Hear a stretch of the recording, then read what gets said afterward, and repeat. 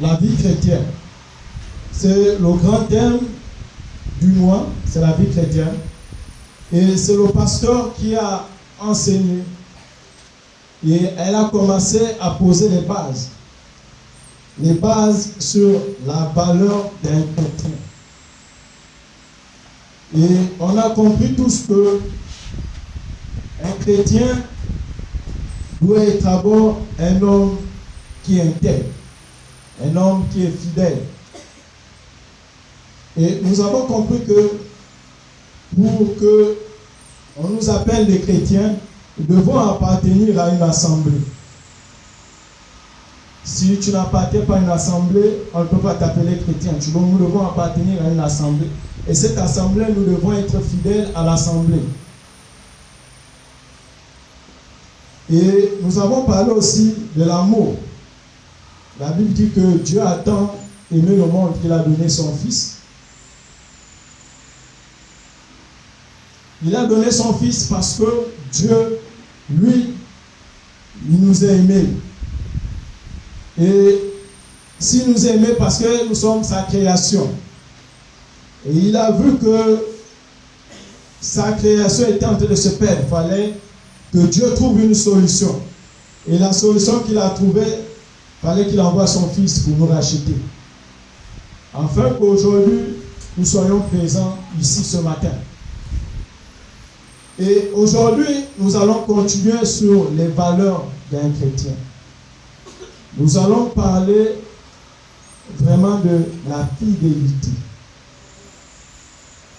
Bien-aimé, j'ai compris avec le Seigneur que si nous voulons avoir une vie chrétienne heureuse, il y a des bases que nous devons avoir. Et ces bases, c'est la fidélité.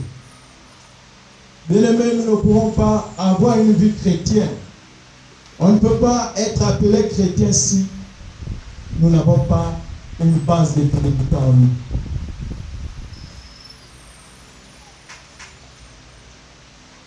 Et hier, lorsque je suis en train de préparer mon message, et la première chose, on a parlé ici dimanche de l'amour. Et l'amour est déterminé par la fidélité. Si tu aimes quelqu'un, ça veut dire que tu vas être fidèle à cette personne.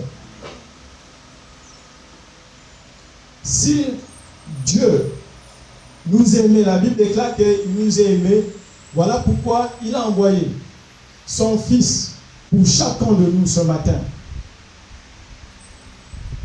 Son Fils qui a accepté de mourir à la croix jusqu'au bout, malgré tout ce qu'il pouvait subir. Mais il a pris l'engagement, il est resté fidèle à accomplir sa volonté. Et nous aussi, nous devons comprendre que parce que quoi il a accompli? Parce qu'il nous a aimés. Il a vu que l'amour qu'il portait en nous, la seule manière de nous sortir du péché, il fallait qu'il donne sa vie. Et il a donné Mordicus à aller jusqu'au bout. Et nous aussi, ce matin, pour que nous exprimions notre amour vis-à-vis de Dieu, nous devons être fidèles à Dieu. Nous devons être fidèles à Dieu. Voilà pourquoi je me souviens ce jour, le Seigneur m'avait dit, lorsque je priais, je ne sais pas sur quoi, mais je suis en train de prier, et le Seigneur me répond, je suis le Dieu fidèle. Je priais, je passais par des moments difficiles, et je suis en train de prier. Et le Seigneur me répond, je suis le Dieu fidèle. Et hier, je suis revenu par rapport à la parole que j'avais écoutée. J'avais dit à Dieu, mais j'ai dit à Dieu hier que tu m'as dit que tu es le Dieu fidèle. Pourquoi certaines choses ne marchent pas? Et pourtant, tu es le Dieu fidèle. Ça veut dire que tu es fidèle à ta parole. Tu es fidèle à tes principes.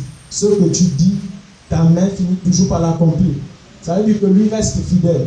Mais pourquoi ce qu'il dit dans nos vies n'arrive pas à arriver?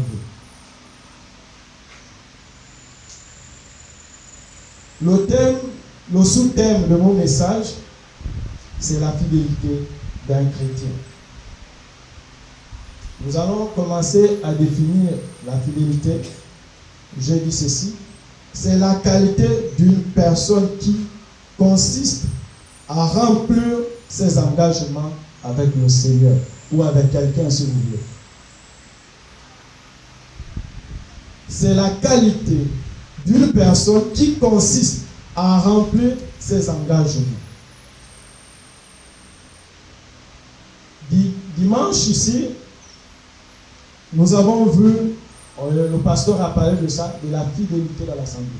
Et on a vu que c'était l'engagement. C'est l'engagement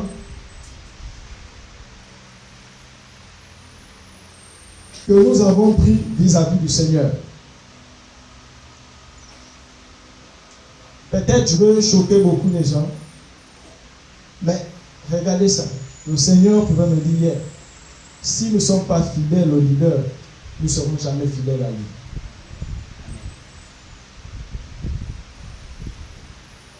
Il m'a dit que si nous ne sommes pas fidèles à celui qui nous enseigne, à celle qui nous enseigne, ça va être difficile qu'on soit fidèle à lui. Parce qu'elle représente celui qui l'a établi. Donc Dieu. Ça veut dire que si nous sommes fidèles au pasteur, les recommandations qu'elle nous donne, Satan, c'est les recommandations que Dieu lui donne. Donc automatiquement, nous sommes fidèles à Dieu.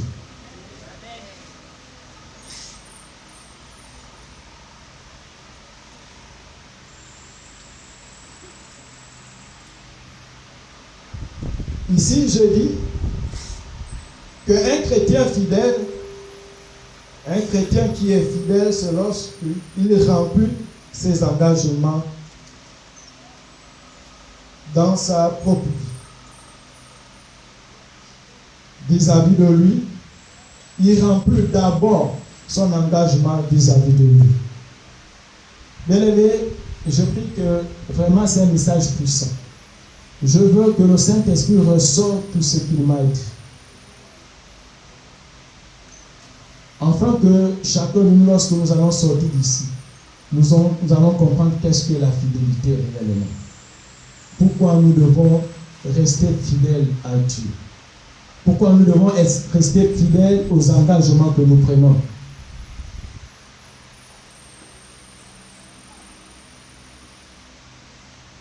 Nous devons rester fidèles aux engagements que nous prenons. Nous allons prendre nos Bibles dans le livre de 2 Timothée 2. Nous allons lire à partir du premier verset. Au fur et à mesure, nous allons avancer. Celui qui a la page, donc, jusqu'au verset 2, celui qui a la page, 2 Timothée 2.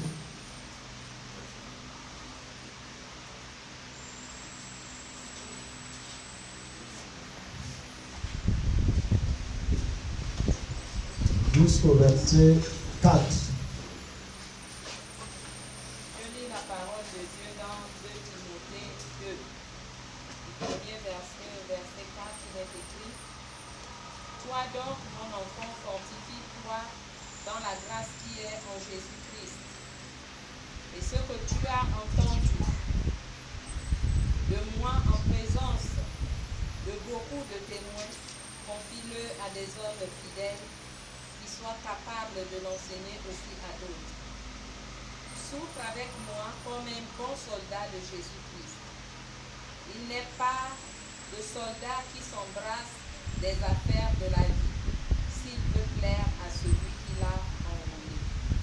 Amen. On peut avoir s'arrêter là. Donc ça c'est l'apôtre Paul qui s'adressait à son fils Timothée, qui dit à Timothée, qui parle de la fidélité.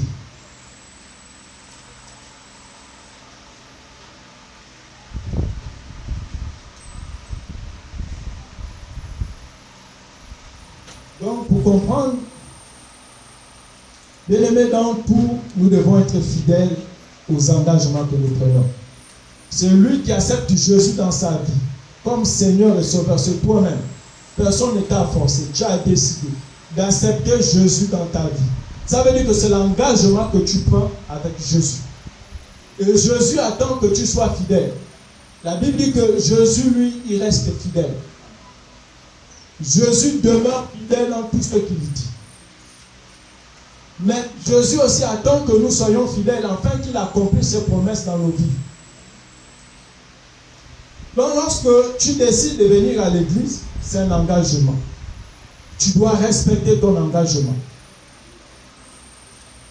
Nous devons respecter notre engagement. On a dit ici le culte c'est à 9h. 9h pile. Nous devons respecter l'engagement que nous avons pris. C'est de venir ici, le culte commence à 9h pile. Nous devons respecter qu'à 9h pile, nous devons être ici. Ça fait partie de la fidélité. Bien aimé, sans une fidélité extrême, nous aurons du mal à être bénis. Dieu bénit ceux qui sont fidèles à lui.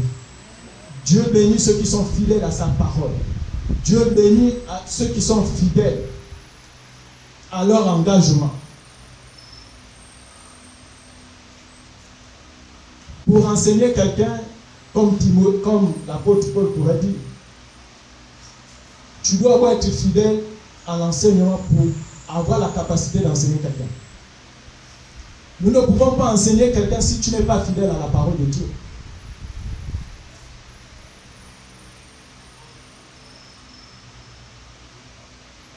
Nous devons avoir la fidélité. Lorsque la Bible dit que la parole de Dieu est la bonne nouvelle, nous devons faire la nation des disciples. Ça veut dire quoi? Lorsque tu reçois cette parole qui te transforme, tu es fidèle à cette parole qui te permet d'annoncer l'évangile. Qui te permet d'aller annoncer l'évangile dehors.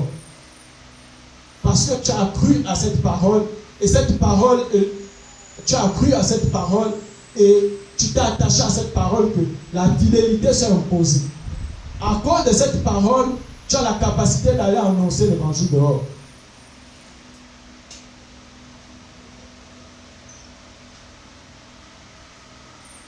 Et le Seigneur pouvait me dire hier que sans l'amour, nous ne pouvons pas être fidèles. Il n'y a que celui qui aime qui est fidèle. Dans toutes les dimensions de nous. Dans toutes les dimensions de la vie. Si tu aimes Dieu, si nous aimons Dieu, nous allons être fidèles à Dieu. Si tu aimes ce que tu fais, tu vas être fidèle à la chose que tu aimes faire.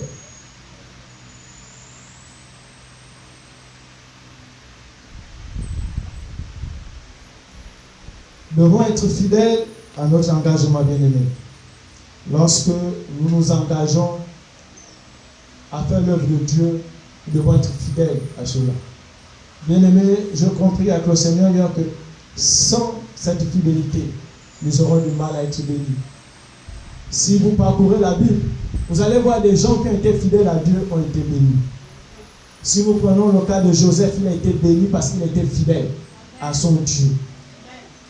Si nous prenons le cas de Jonathan, ses descendants ont été bénis, ont bénéficié de la faveur de David parce que lui a été fidèle avec David.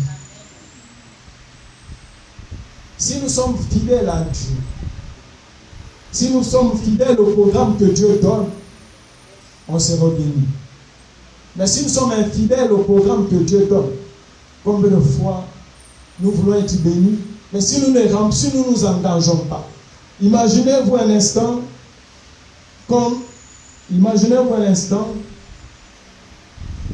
que ce matin nous sommes ici, c'est pour recevoir la parole de Dieu, c'est pour recevoir l'enseignement. Cet enseignement va nous permettre de grandir et d'affronter la vie quotidienne. Mais si nous manquons le culte, comment l'enseignement que tu manques, comment ça va te permettre de grandir et d'affronter les obstacles que nous pouvons traverser? Nous ne pouvons que franchir lorsque nous avons assisté à l'enseignement, et cet enseignement en toi développe la capacité d'affronter les obstacles sur le chemin.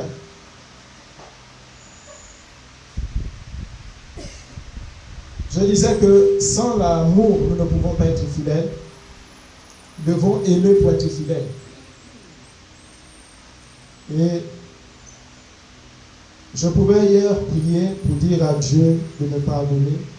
Parce que toutes les fois que l'homme de Dieu s'est levé ici pour prêcher, pour nous orienter, on ne l'a pas fait comme Dieu voulait. Voilà pourquoi je disais à Dieu, je comprends pourquoi j'ai beaucoup des insuffisances. Parce que je n'ai pas rempli mon engagement avec toi.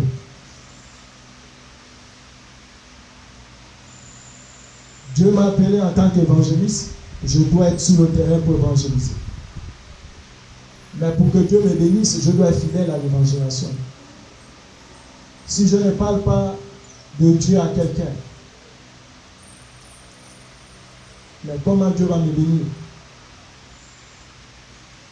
Si, parce que Dieu, lui, est prêt. Et je me souviens ce jour où Dieu m'avait dit, si tu me sers, je te rendrai heureux. Autant que nous sommes, si nous avons l'appel de Dieu, si nous ne servons pas Dieu avec fidélité, avec engagement, nous aurons du mal à être bénis.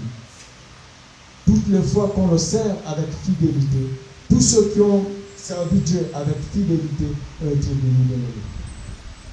Venir au culte, c'est une fidélité. C'est les engagements. Tu dois venir au culte les mardis pour ceux qui sont dans les cellules. C'est un engagement. Dieu voit tes efforts. La fidélité détermine les efforts que chacun de nous pouvons faire. Dieu voit tes efforts.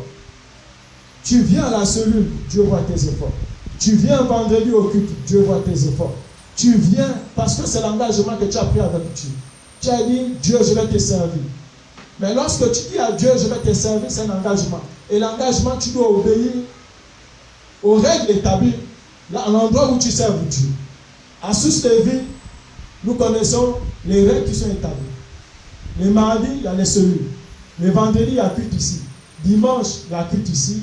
Sans compter qu'il y a les différents comités qui organisent le mouvement.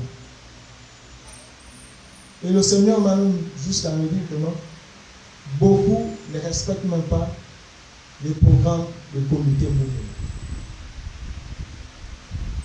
Je suis premier. Oui. Ici, samedi, on a dit non, les évangélistes, je suis responsable. Je suis venu ici en retard. Mais je n'ai pas respecté mon engagement. J'étais censé être ici tôt, mais je ne suis pas arrivé. Ce n'est pas parce que je ne voulais pas. Mais si j'avais préparé cette journée pour me permettre d'arriver tôt ici, je vais être ici. Mais je me suis pris en retard. Donc je n'ai pas respecté mon engagement. En tant que responsable de l'évangélisation, je devais être ici tôt samedi pour prier pour le comité d'évangélisation.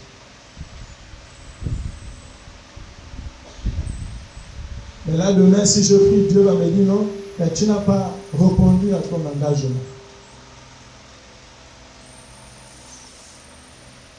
Donc, le Seigneur veut que nous soyons fidèles au programme que nous nous fixons avec lui. Parce que la fidélité ne dépend que de l'amour que nous portons pour chacun de nous. Tu es fidèle avec ton frère, tu es loyal avec ton frère, c'est parce que tu portes de l'amour pour lui. Si nous sommes fidèles à Dieu parce que nous aimons, Dieu nous aime, voilà pourquoi il était fidèle, jusqu'à aujourd'hui demeure fidèle, parce qu'il nous aime. Sa fidélité n'a jamais changé, c'est resté intact. Nous devons nous battre, mais sans l'Esprit de Dieu, nous ne pouvons pas être fidèles. Sans le Saint-Esprit, personne ne peut être fidèle. Je dis à Dieu, nous avons peut-être voulu marcher avec notre force. Voilà pourquoi nous sommes infidèles. Mais toi qui es fidèle, que le Saint-Esprit amène les uns et les autres à nous accorder avec toi, à être connectés au Père. Si nous sommes connectés au Père, la fidélité pour nous va être simple. Parce que nous allons suivre le mouvement du Saint-Esprit. Si le Saint-Esprit te dit à gauche, nous allons forcément aller à gauche. Parce que nous sommes connectés au Saint-Esprit. Toutes les fois que le Saint-Esprit a dit à gauche, Si nous ne sommes pas à gauche, c'est parce que nous ne sommes pas connectés à lui. La preuve, il y a des jours, lorsque je quitte le boulot, je viens ici à la souris, je suis fatigué. Il y a des jours, depuis le boulot, je dis non, Seigneur, là, je dois rentrer. Et le Seigneur me rappelle que tu as pris l'engagement.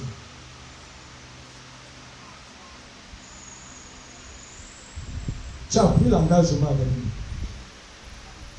C'est la chair qui est faible, mais l'esprit est disposé. Donc le Saint-Esprit me rappelait que j'ai pris l'engagement avec lui, d'être à la cellule. Quelle que soit la fatigue.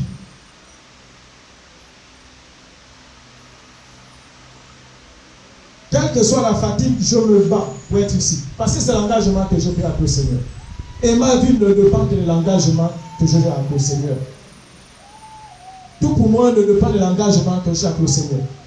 Si je respecte les engagements, Dieu va me bénir. Mais si je ne respecte pas ces engagements, je vais être un enfant infidèle. Et Dieu aura du mal à me bénir.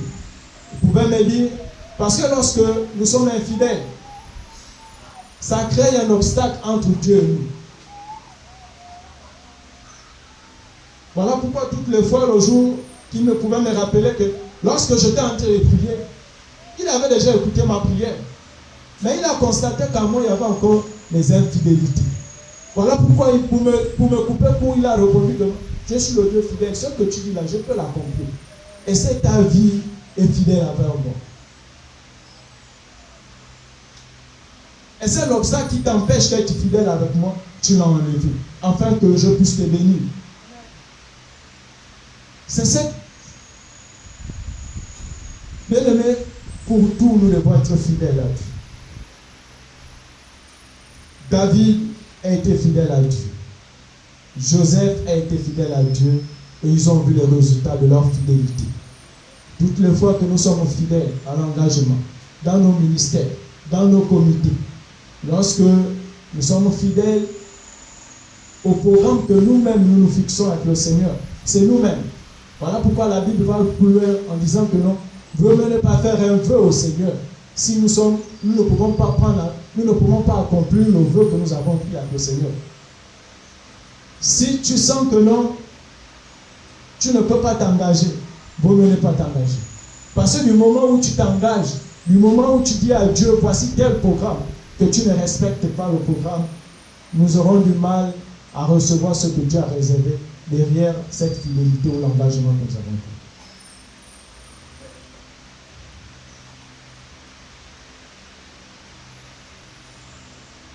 L'apôtre Paul, il parle à Timothée. Il dit à Timothée, toi donc, mon enfant, fortifie-toi dans la grâce qui est en Jésus-Christ et ce que tu as entendu de moi. Il va dire,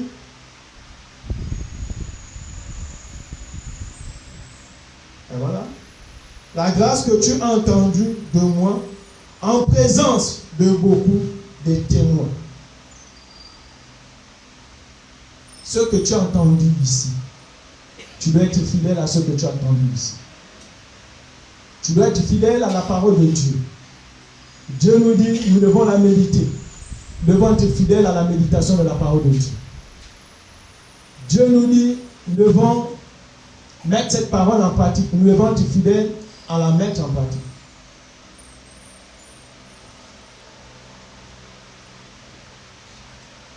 Timothée a vu l'apôtre Paul mettre la parole de Dieu en pratique.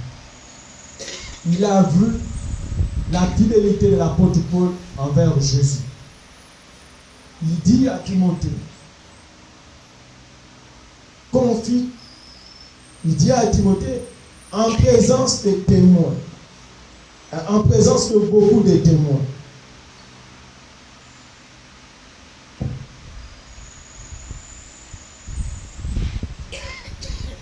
Donc ce que l'apôtre Paul a fait, c'est devant beaucoup de gens. La fidélité du pasteur ici, c'est devant nous tous. Donc si le pasteur vient nous dire, soyez fidèles.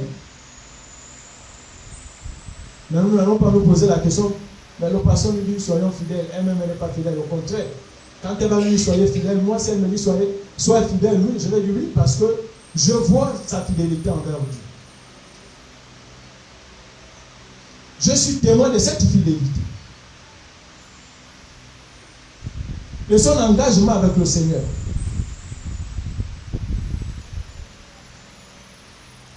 Donc je suis fidèle à l'engagement.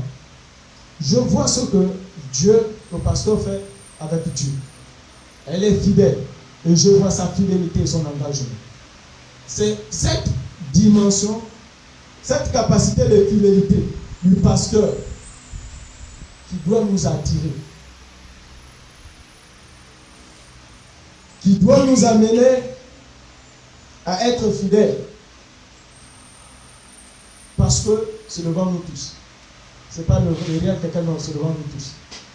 Le pasteur, toutes les fois qu'elle a fait un programme, elle a été toujours là. Une fois, lorsqu'elle enseignait les évangélistes, elle quittait ici pratiquement à 22h. Elle habite à sa méthode. Et ce jour, j'avais dit aux évangélistes qui étaient venus assister, de prier pour elle. Parce que Dieu m'avait ouvert les yeux. M'avait dit, regarde, combien de fois elle quitte sa méthode pour venir ici, pour venir vous enseigner.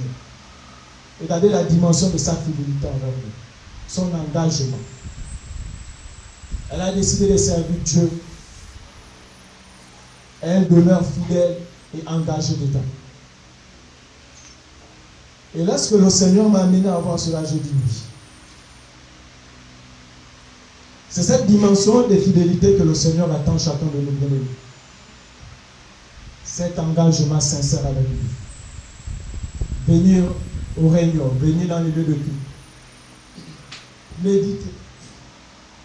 Prier, c'est cet engagement que le Seigneur attend de nous. Mais sans l'Esprit de Dieu, nous ne pouvons pas. Nous devons prier que Dieu, que le Saint-Esprit qui est en nous se manifeste dans la fidélité. Totalement. Que Dieu vienne enlever les infidélités en nous. Que Dieu vienne enlever le manque d'amour. Bien-aimé, celui qui aime demeure fidèle. Même à la maison, même en couple. Lorsque tu aimes ta femme, tu demeures fidèle. Lorsque nous aimons quelqu'un, nous demeurons fidèles. Et pasteur, hier, je pouvais comprendre que toutes les fois que un enfant ne respecte pas les consignes qui viennent de Dieu par toi, c'est parce qu'il manque d'amour pour vous. Et le Seigneur pouvait me ressortir cette pensée. Et je commençais à me mettre à genoux. J'ai dit donc, Seigneur, toutes les fois que ta servante a donné que je n'ai pas obéi. Et la phrase qui m'a encore venue, c'est lorsqu'elle dit que si tu obéis Christ à 10%, les démons vont t'obéir à 10%. C'est pas que nous ne l'aimons pas, mais nous ne l'aimons pas à 100%. Le Seigneur pouvait me dire non, c'est pas parce que tu l'aimes pas, non. Tu l'aimes, mais tu essaies, tu l'aimes à 100%.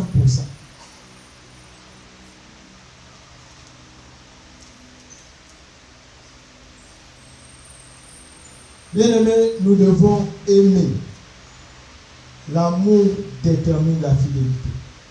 Si nous aimons nos ministères, si nous aimons là où nous sommes, nous avons pris les engagements. Nous aimons Dieu comme Dieu a aimé chacun de nous. Voilà pourquoi il a envoyé son Fils, parce qu'il nous aimait. Jésus n'a pas reculé, malgré la souffrance. Et Dieu peut dire que non, lorsque tu es fidèle, n'oublie pas que tu dois souffrir, mais tu dois garder ta fidélité, malgré la souffrance. Nous devons garder cette fidélité comme Jésus l'a gardé. Il a souffert à la croix, mais il est resté fidèle. La Bible déclare que non, il n'a pas changé. Il est resté fidèle à l'engagement qu'il avait pris avec le Père pour aller jusqu'au bout, afin de nous sauver. Lorsqu'on est fidèle, lorsqu'on est engagé,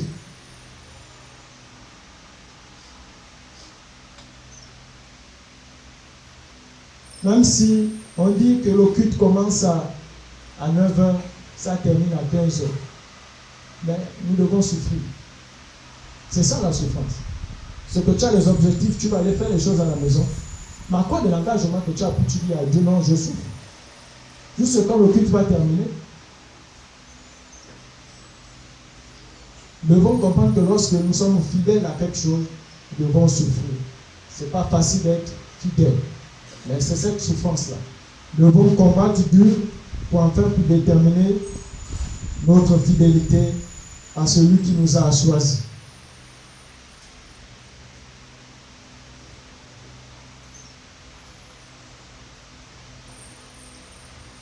La fidélité, nous-mêmes, nous devons être fidèles. Ça commence par une vie personnelle. Être fidèle aux engagements. Nous sommes fidèles dans notre entreprise. Lorsque tu décides de chercher le travail, tu dois être fidèle à ce travail. Si tu n'es infidèle, le patron va te chasser. Si tu es quelqu'un qui manque le travail, tu es quelqu'un qui ne fait pas le travail qu'on te demande de faire, mais tu es infidèle, le patron est obligé de te virer. C'est la même chose avec Dieu. Si on est infidèle, Dieu aurait du mal à nous mener. Dieu veut nous enseigner ce matin d'être fidèle dans tout ce que nous prenons comme engagement. La marche avec lui devant être fidèle. Bien aimé, pour voir le tunnel de la bénédiction, pour voir le tunnel de la gloire de Dieu, il demande de notre fidélité envers lui. Il demande d'être fidèle envers lui, bien aimé. On pourrait dire non, la fidélité, c'est l'amour. Si nous lisons 1 Corinthiens 13, à partir du verset 13, nous allons comprendre l'amour. Nous allons comprendre la dimension de l'amour. Dans ces versets, on détaille la dimension de l'amour. Mais pour que la dimension de l'amour perdure, c'est dans la fidélité. Quel que soit ce qu'on peut traverser, mais nous devons demeurer fidèles. On dit de là, l'amour excuse, l'amour pardonne. Mais pour que tu pardonnes à l'autre, mais tu dois être fidèle à cet amour.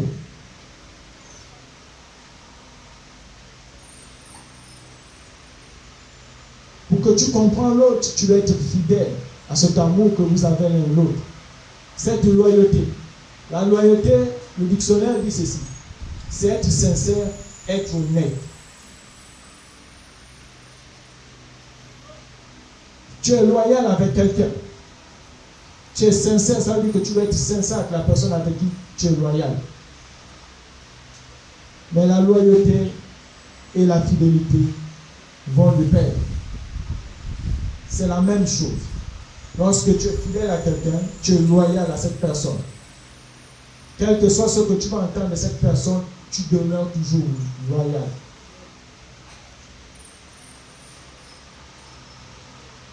Beaucoup ont du mal à venir à l'église, c'est pas parce que, non, c'est parce qu'il manque la fidélité envers Dieu. Nous avons du mal à venir au culte, c'est parce qu'il nous manque la fidélité de l'Église. Et tout à l'heure, lorsque j'étais en train de prier, le Seigneur me dit, même l'attitude détermine notre fidélité envers lui. Même la manière que nous louons, même la manière que nous acclamons, détermine la fidélité que nous avons en Dieu.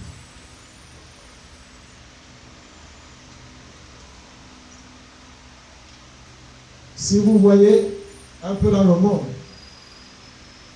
ceux qui sont fidèles au président de la République, vous allez voir que lorsqu'on annonce le président, la manière qu'il acclame, ça, non, la manière qu'il est même content, tu sens que non, lui là vraiment, il est fidèle à ce homme. Rien que ces acclamations déterminent sa fidélité. Et c'est même ces acclamations, lorsqu'on annonce que non, son chef arrive, mais il est content parce qu'il sait que non, il est fidèle à lui. Quel que soit ce qu'il va dire, sa fidélité ne va jamais changer. Il croit à ce que lui dit.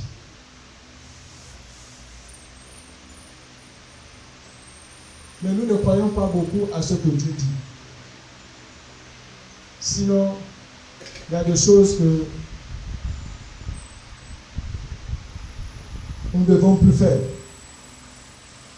Donc, je ne vais pas être long pour comprendre, Dieu a besoin de notre fidélité. Mais pour que nous soyons fidèles, nous avons besoin du Saint-Esprit en nous. C'est le Saint-Esprit qui est capable de nous rendre fidèles à Dieu. Parce que c'est le Saint-Esprit qui donne les orientations. Donc, pour comprendre ce matin, nous avons besoin de l'Esprit de Dieu, qui rend chacun de nous capable d'être fidèle à lui, être fidèle à notre assemblée sous Lévi. Être fidèle, bien aimé. Là où Dieu t'a appelé, il faut être fidèle. Nous devons être fidèles à cette assemblée. Quand nous voyons beaucoup de gens aujourd'hui, puis ici, demain, puis là-bas, c'est qui n'est pas fidèle à cette assemblée. Nous devons être fidèles. Et dimanche, nous avons parlé de ça. La fidélité dans l'assemblée. Lorsque tu es ici présent, nous tous, autant que nous sommes, nous voyons que, il est fidèle. Et à travers ta fidélité dans ton église, Dieu te bénit. La preuve, c'est que lorsque quelqu'un ne vient pas, les responsables commencent à demander, mais le frère tel, ça fait 2 jours, ne voit pas. Mais c'est une bénédiction. C'est une grâce. Ça veut dire que tu es fidèle. Ça veut dire que tu es présent dans une assemblée. Et Dieu veut constater ta présence, ton absence à quelqu'un dans l'assemblée. Au responsable, mais tel ne vient pas. On t'identifie.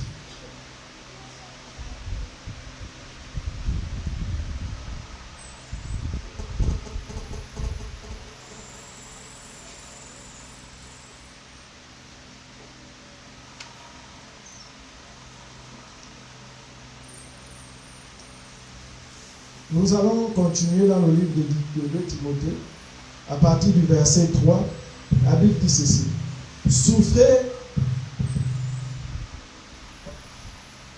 mais confiez-le à des hommes fidèles qui soient capables de l'enseigner aussi aux autres. Souffrez avec moi comme un bon soldat de Jésus-Christ. Lorsqu'on est fidèle avec Dieu, automatiquement nous allons souffrir. Avec Jésus-Christ, il n'est pas le soldat qui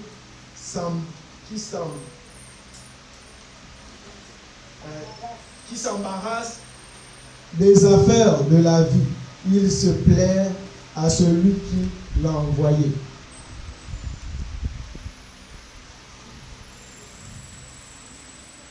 À celui qui l'a envoyé. Donc, on comprend ici que Dieu nous a envoyés. Nous devons parler de la fidélité de Dieu. Dieu nous a envoyés pour parler de sa fidélité. Et nous aussi, pour parler de sa fidélité, nous-mêmes devons être fidèles. Afin que la fidélité que nous avons, lorsque nous allons parler de cette fidélité à quelqu'un, lui aussi soit gagné par cette fidélité.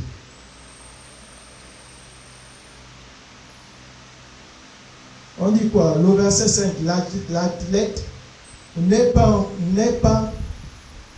couronné s'il n'a pas combattu. Excusez-moi, s'il n'a pas combattu. Suivant les règles, il faut que le laboureur travaille avec avant de recueillir les fruits. On dit ici le verset 5, la tête n'est pas couronné s'il n'a pas combattu suivant les règles. S'il n'a pas combattu suivant les règles, il faut que le laboureur travaille avant de recueillir les fruits. Nous devons travailler. L'athlète ici ne peut qu'être couronné s'il travaille. Et le travail amène la fidélité à quelque chose. Nous devons travailler pour avoir la fidélité. Tu viens à l'église, c'est le travail. Et dans le travail, tu es fidèle dans ce que tu fais pour Dieu. Dieu te récompense. Tu ne peux pas devenir un athlète si tu n'es pas fidèle. Voilà pourquoi nous voyons les athlètes. Ils sont fidèles au travail parce qu'ils savent que non, tant qu'ils travaillent, ils vont reçu. Il est fidèle au travail. Un athlète qui n'est pas fidèle au travail aurait du mal à reçu. Parce que tu vas travailler, tu vas t'entraîner. Si le coach ou l'entraîneur te dit de te réveiller à 5 heures pour travailler, toi si tu te réveilles à 14 heures, mais tu vas reçu comment? Tu ne peux pas. Parce que tu es infidèle à l'organisation qui a été faite par ton entraîneur. Parce que celui qui t'entraîne, il sait que non, si tu travailles, si tu te lèves à 5 heures, ça va te permettre d'avoir les résultats demain. Mais si tu te lèves à 14 heures, tu aurais quel résultat? Tu aurais du mal à obtenir ce que tu veux. C'est la même chose avec la marche chrétienne. Nous devons travailler dur. Et ce travail détermine la fidélité. Notre engagement, bien aimé. Dans nos différents comités. Le Seigneur pouvait me dire, lorsque un responsable donne un programme, il devra être fidèle au programme dans les différents comités.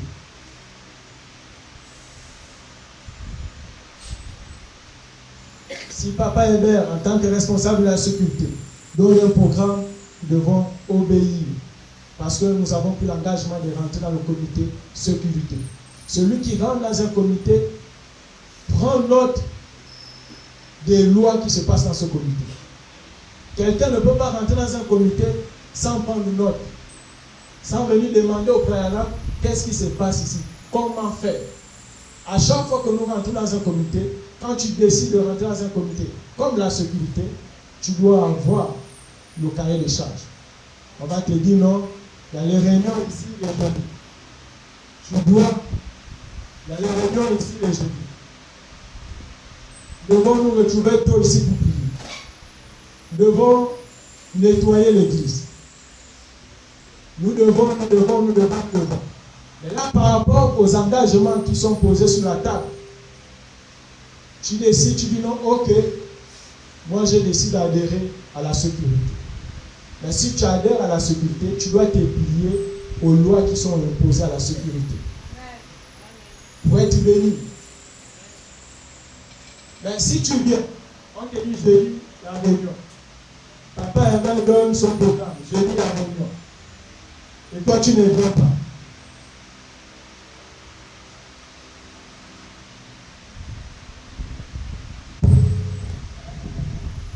Nous ne venons pas à la réunion. Nous sommes déjà infidèles.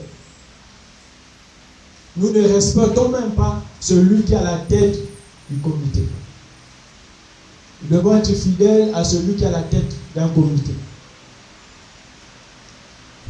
Parce que celui que Dieu a établi, si tu es fidèle à celui qui est à la tête du comité, tu vas être fidèle à Dieu, comme je disais. Si nous sommes fidèles au pasteur, nous sommes fidèles à Dieu. Si nous sommes soumis au pasteur, nous sommes soumis aussi à Dieu. Toutes les fois que nous sommes respectueux, toutes les fois que nous remplissons nos engagements vis-à-vis du leader qui nous donne des orientations, n'oubliez pas que nous ne remplissons pas les engagements pour le pasteur, mais nous remplissons pour l'engagement pour Dieu. C'est l'engagement avec Dieu que nous remplissons. Voilà pourquoi Dieu en retour nous bénit lorsque nous respectons les engagements que nous avons pris. Mais à travers le leader. C'est cet engagement-là que nous respectons. C'est parce que nous aimons Dieu.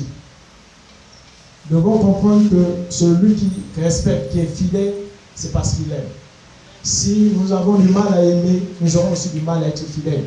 Mais celui qui aime, chacun de nous que nous sommes présents, il a dit, s'il te manque de sagesse que tu demandes à Dieu, celui qui nous aime autant que nous sommes, si nous nous demandons de venir créer en nous la dimension d'amour pour les autres, il va venir déposer ses grains d'amour dans nos cœurs. Et nous serons fidèles à l'attachement, à l'engagement que nous avons pris avec lui. Alléluia. Et si on peut acclamer le Seigneur en ce moment. Et le Saint-Esprit Tu es capable de nous amener à être fidèles. Nous devons être soumis au Saint-Esprit.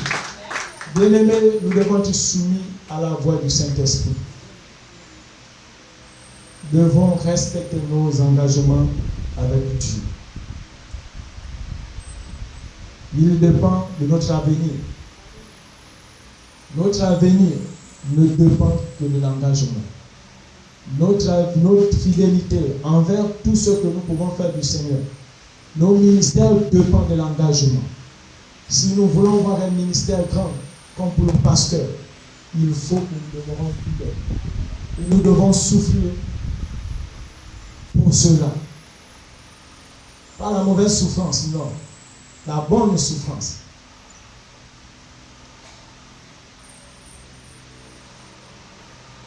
Parce que c'est notre témoignage.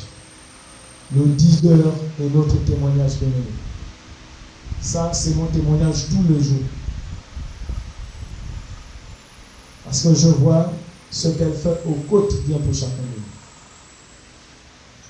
Pour moi, c'est un engagement. Et c'est cette dimension que je prie à Dieu de m'amener, la dimension de la fidélité vraie. Pas la fidélité pour se faire voir, non. La fidélité de la dimension que Dieu attend chacun de nous. Cette fidélité, que tu sois chez toi, que tu sois ailleurs, mais cette fidélité qui t'amène à respecter, à obéir les principes de Dieu. Pas la fidélité là où lorsque tu viens à l'église, non. Même dans ta maison, nous devons être fidèles aux engagements que nous avons pris avec le Seigneur. Tu as décidé de prier, prie avec le Seigneur. Tu as décidé de t'élever à 2 heures du matin. C'est l'engagement. C'est toi et Dieu. Dieu attend que tu respectes ton engagement afin qu'il puisse t'apporter la bonne nouvelle que tu attends. Tu as dit à Dieu, je vais me réveiller à 2 heures du matin pour prier. Mais lorsque Dieu attend de t'annoncer une nouvelle, mais toi tu ne t'es pas réveillé à 2 heures du matin pour prier. Et lorsque tu sors, il y a quelque chose qui t'arrive. Mais Dieu va te dire, non, mais je voulais t'annoncer ça. Mais tu n'as pas prié, je fais comment? Lui, il est fidèle, il demeure fidèle dans son engagement avec chacun de nous. Il a formé des projets de paix, de joie et de bonheur pour chacun de nous. Il attend que nous soyons fidèles à sa parole afin qu'il accomplisse ses projets pour toi et moi ce matin. Que Dieu bénisse sa parole. On acclame bien. Est-ce qu'on peut se lever pour acclamer le roi des rois?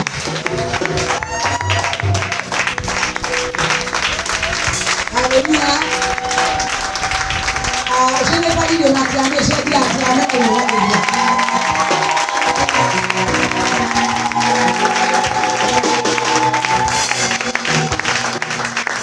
Veuillez vous asseoir.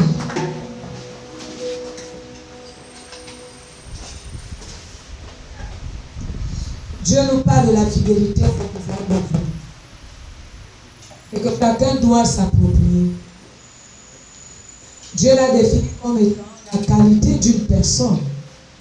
Moi j'ai coupé comme qualité d'une personne qui remplit ses engagements. Alléluia. Et donc c'est une qualité et c'est une valeur. Maintenant on va faire les choses pratiques. Je vais commencer par tous ceux qui sont baptisés. Tu es déjà passé par le baptême. Moi, ce que j'appelle baptême, ce n'est pas l'eau qu'on verse sur la tête. On plonge quelqu'un dans l'eau et on te relève. Parce que c'est ça le vrai baptême que Jésus-Christ lui-même a fait. Baptême par immersion. Il y a aussi le baptême du Saint-Esprit. Amen, amen. Ce n'est pas de ça que je parle. Je parle du baptême par immersion. On t'a plongé dans l'eau, on t'a relevé. Quels sont les gens qui sont passés par le baptême, qui se sont fait baptiser? Levez la main. Que le Seigneur vous bénisse. Est-ce qu'on peut dire amen, amen? Ce baptême-là signifie Satan, je renonce à ton royaume, à tes principes, à ton style, à ton mode de vie. Et puis on se retourne. Et on dit à Dieu, désormais, je t'appartiens totalement. Ma vie dépend de toi. Désormais, je m'engage à te servir. Ce qui fait en sorte qu'après le baptême, on doit entrer dans le ministère. Après que Jésus-Christ est passé par le baptême, Jean-Baptiste l'a baptisé au Jourdain. Au sortir du baptême, il a fait son jeûne de 40 jours et 40 nuits. N'est-ce pas? C'était pour puiser sa force, pour se fortifier. Même Jésus-Christ a jeûné. Et pourtant, nous savons que le jour du baptême, le Saint-Esprit est descendu sur nous. Avec le témoignage, Dieu a témoigné. Celui-ci est mon fils bien-aimé. Direction ministère. Et lorsqu'on écoute ce que Jésus a fait, il allait de gloire en gloire, de victoire en victoire, de miracle en miracle. Maintenant, on va parler vrai, parlons franc. Parce que Dieu parle de la fidélité. Et le Seigneur dit, sans la fidélité, on ne peut pas te bénir. Moi, je refuse que l'Église, le discrédit soit jeté sur l'Église à cause de ta vie. Et on va dire, c'est l'Église qui a un problème. Non, l'Église n'a pas de problème. Quelles sont les personnes que Dieu a déjà bénies dans cette Église? Levez la main. Alléluia. Si autant les personnes ont été bénies, c'est que toi aussi tu dois être béni. Si l'Éternel ne te bénit pas, là où il bénit les autres, c'est toi qui es problème. Et je dis cette année, obligatoire, tout le monde doit être béni. Que tu le veuilles ou pas.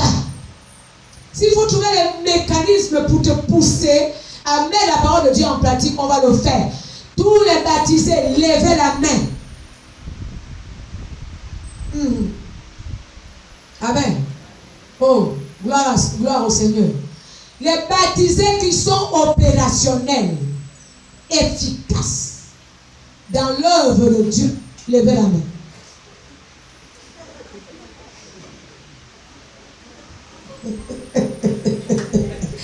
On acclame le Seigneur.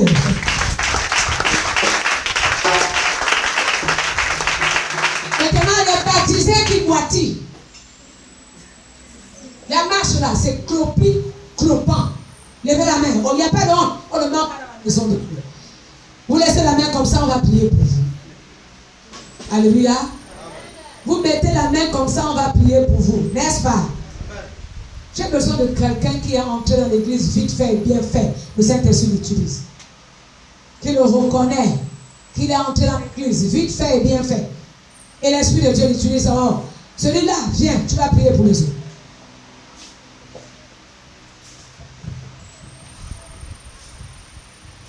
Excellent Père, je viens au nom de Jésus te recommander tes enfants.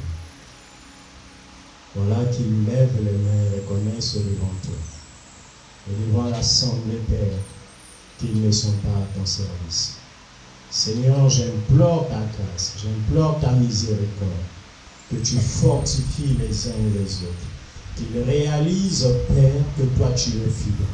Et qu'en retour, tu attends d'eux des hommes et des femmes qui se lèvent pour servir le Seigneur, pour être au service de ton Fils, Père éternel, mon Dieu, mon roi.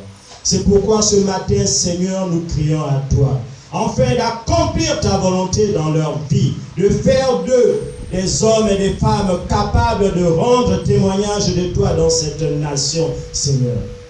Étends ta main, touche leur vie. Que ta grâce, que ton onction, Seigneur, puisse descendre sur chacun. Que chacun se lève volontairement, oh mon Dieu, mon roi, d'être à ton service. Nous avons besoin de ta présence dans leur vie. Nous avons besoin de la manifestation de ton onction, de ton Esprit Saint en chacun, oh mon Dieu, mon roi. Viens, Père. Viens, Père, agir au travers de leur vie. Viens, Père, te glorifier au travers de leur vie. Parce que nous disons, Seigneur, nous te rappelons que chaque corps est le temple de ton Esprit Saint. Et ton Esprit Saint est là pour rendre témoignage